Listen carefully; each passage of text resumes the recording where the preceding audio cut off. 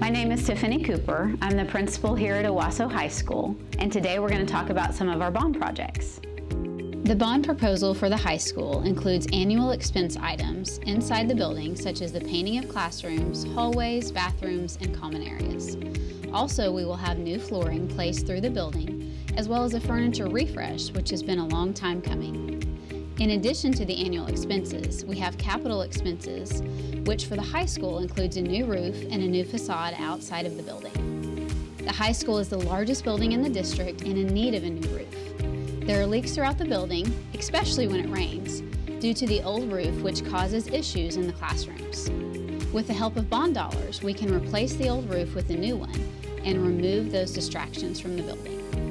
Additionally, a new facade outside will help to brighten up the building and make it more welcoming for our students, staff, and guests.